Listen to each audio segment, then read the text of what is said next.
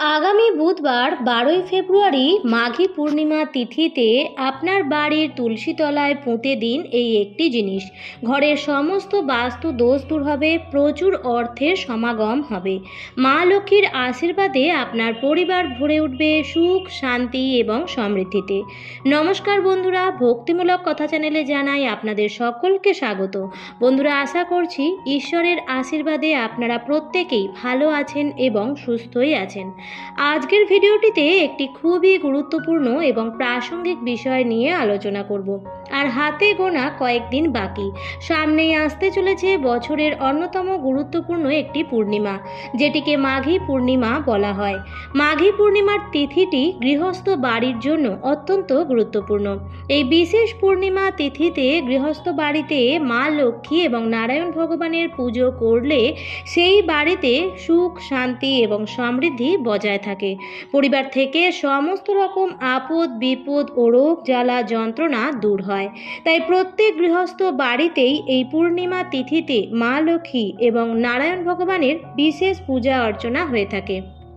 আজকের ভিডিওটিতে আমি আপনাদের সঙ্গে শেয়ার করব যে মাঘী পূর্ণিমা তিথিতে মা লক্ষ্মী এবং নারায়ণ ভগবানের পূজা অর্চনার সাথে সাথে তুলসী তলায় কোন বিশেষ জিনিসটি পুঁতে দিলে আপনার বাড়ি থেকে সমস্ত রকম বাস্তু দোষ দূর হবে।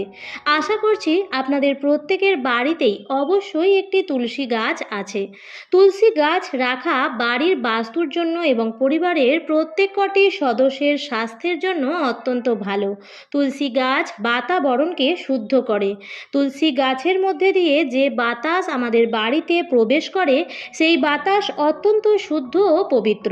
ঘরে যদি কোনো নেতিবাচকতা থাকে বা নেগেটিভ এনার্জি থাকে, তুলসী গাছ সেটিকে দূর করে দেয়। তাই প্রত্যেকের বাড়িতেই একটি তুলসী গাছ থাকা উচিত এবং যে বাড়ির তুলসী গাছের স্বাস্থ্য সুন্দর এবং সজীব থাকে তাহলে জানবেন সেই বাড়িতে কোনো রকম বাস্তু দোষ নেই। বাড়িতে শুধু তুলসী গাছ রাখলেই হবে না, প্রত্যেক দিন সেই তুলসী গাছের নিত্য পরিচর্যাও করতে হবে। প্রতিদিন স্নান সেরে শুদ্ধ বস্ত্র পরিধান করে তুলসী গাছে জল অর্পণ করা আমাদের প্রধান কাজ হওয়া উচিত এবং তুলসী গাছে কখনোই বাসি বস্ত্রে হাত দেওয়া উচিত নয়। তুলসী গাছ বাড়িতে থাকলে কিছু কিছু নিয়ম বিধি সকলেরই মেনে চলা উচিত, না হলে মা লক্ষ্মী এবং নারায়ণ ভগবানের আশীর্বাদ থেকে আমরা বঞ্চিত হব। তুলসী গাছে প্রত্যেক দিনই জল অর্পণ করতে হয়, শুধুমাত্র রবিবার দিন এবং একাদশীর দিনটি বাদ দিয়ে। এবং তুলসী গাছে প্রত্যেক দিনই সন্ধ্যাবেলায় প্রদীপ, ধূপকাঠি ইত্যাদি প্রজ্বলিত করতে হয়। যে বাড়িতে তুলসী গাছের আদর যত্ন করা হয়, যে বাড়িতে তুলসী গাছ সবুজ ও সতেজ থাকে, সেই বাড়িতে সদা সর্বদাই মা লক্ষ্মী এবং নারায়ণ ভগবানের আশীর্বাদ থাকে।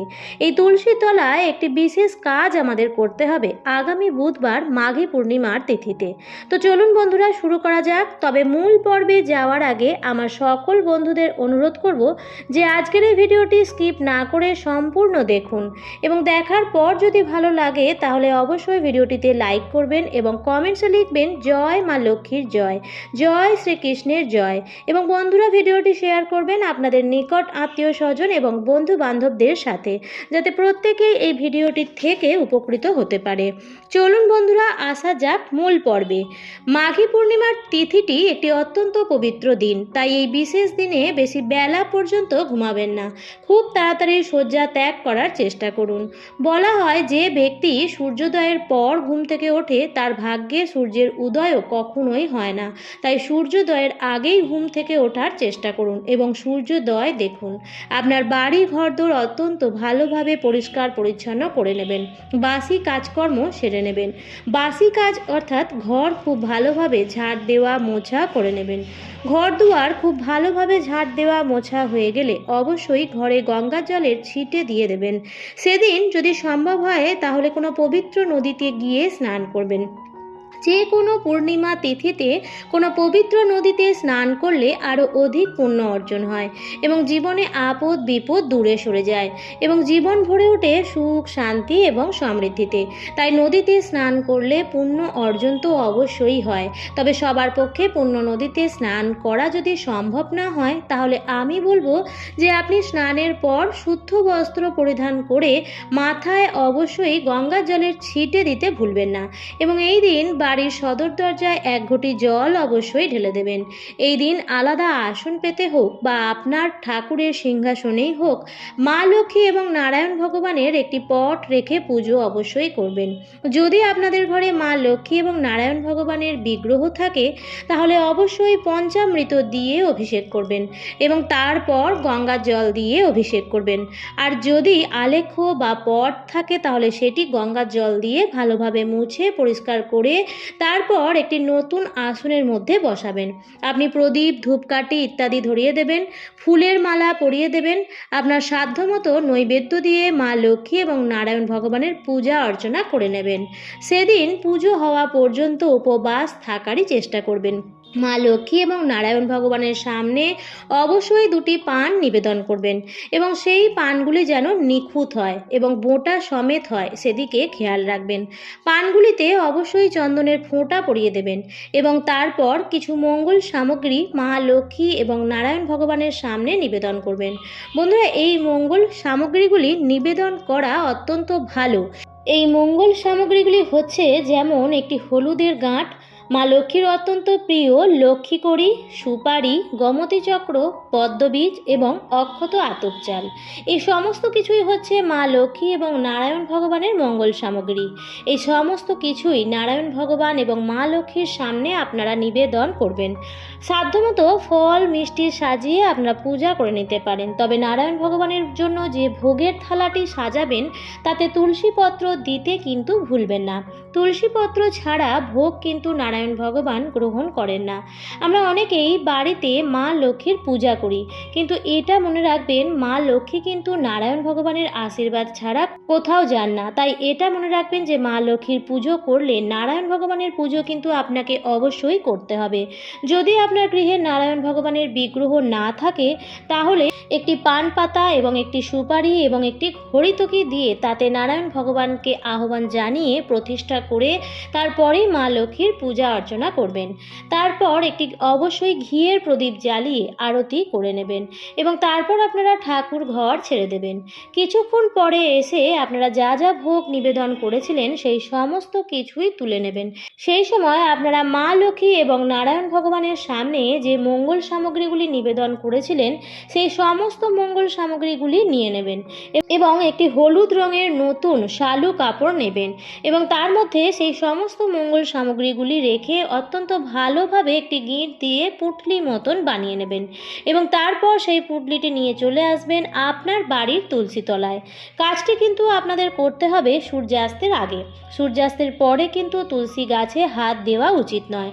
তাই বন্ধুরা, এই কাজটি আপনাদের করতে হবে সূর্যাস্তের আগে। সেদিন অবশ্যই তুলসী তলাতেও একটি ঘিয়ের প্রদীপ জ্বালাবেন, ধূপকাঠিও ধরাবেন এবং প্রতিদিন তুলসী গাছে অবশ্যই জল দেবেন, শুধু রবিবার এবং একাদশীর দিনটি বাদ দিয়ে। তবে তুলসী গাছে জল দেওয়া কখনোই বাসি বস্ত্রে করবেন না। এছাড়াও যখন তখন তুলসী পাতা তুলবেন না, শুধুমাত্র সকালবেলায় তুলসী পাতা তোলা উচিত, অন্য কোনো সময়ে তুলসী পাতা তুলবেন না। তুলসী গাছ বাড়িতে থাকলে তুলসী গাছের আশেপাশে কোনো নোংরা আবর্জনা, কোনো ছেঁড়া চটি, জুতো, ঝাঁটা ইত্যাদি জিনিসপত্র তুলসী গাছের আশেপাশে কখনোই রাখবেন না। যে কোনো বৃহস্পতিবার তুলসী গাছ লাগাতে পারেন। বাড়ি বা আঙিনার মাঝখানে তুলসী গাছ লাগানো উচিত। এছাড়াও শয়নকক্ষের পাশের বারান্দাতেও তুলসী গাছ লাগানো যায়। সকালে তুলসী গাছে জল অর্পণ করে পরিক্রমা করা উচিত।